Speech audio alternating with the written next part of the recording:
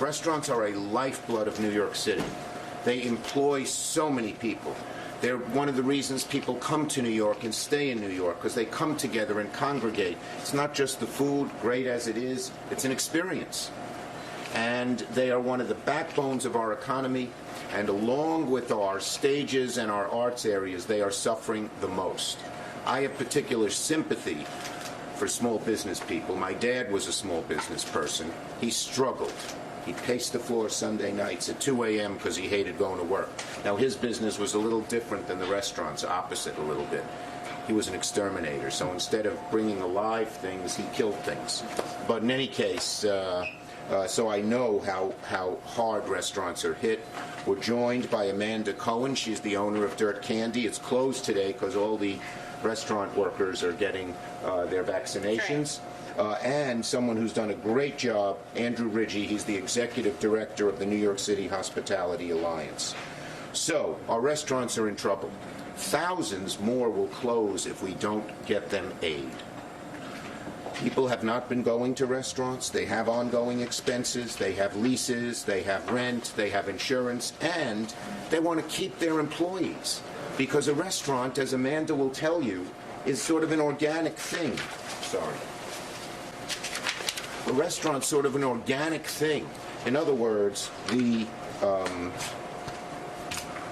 chef and the people who work under the chef, the waiters, the managers, the maitre d', the owners, they all work together. So keeping the employees employed is good for the economy. It's also good for the restaurant as well, as Amanda or any restaurant can tell you. And so we have to help our restaurants. Here's the good news. I've worked very hard to get the Restaurants Act in the upcoming COVID bill, and it was added on the Senate floor last week. It should be added to the House this week, and then when we do the final bill, I expect to be in it. It's bipartisan. It was the first bill as majority leader, the first amendment I put on the floor. As majority leader, I have the ability to determine what goes on the floor of the Senate, and the first bill I put on was the Restaurants Act, sponsored by Roger Wicker, a Republican of Mississippi, and Kirsten Sinema, a Democrat of Arizona. So it's bipartisan, and it has big support.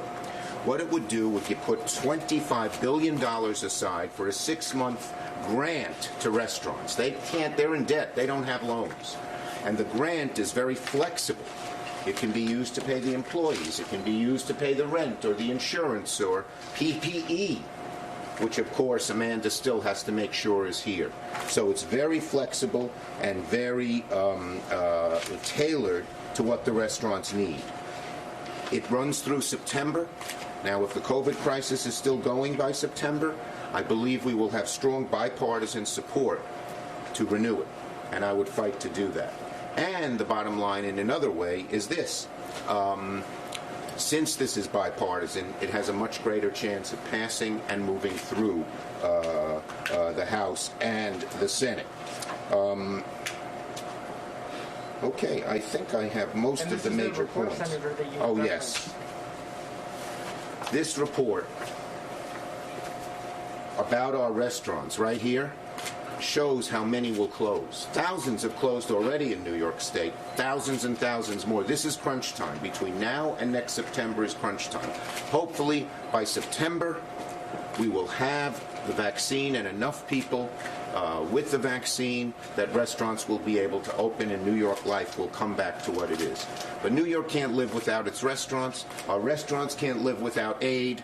We're getting them the aid. That's the good news. Okay?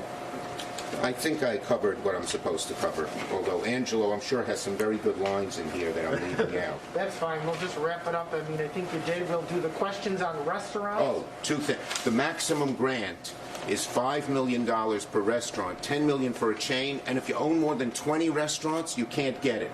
We didn't want the Red Lobsters and the Olive Gardens and the big chains to push out Amanda. So they're not competing. It's only the smaller restaurants and the individual restaurants that are allowed. That's a very important point.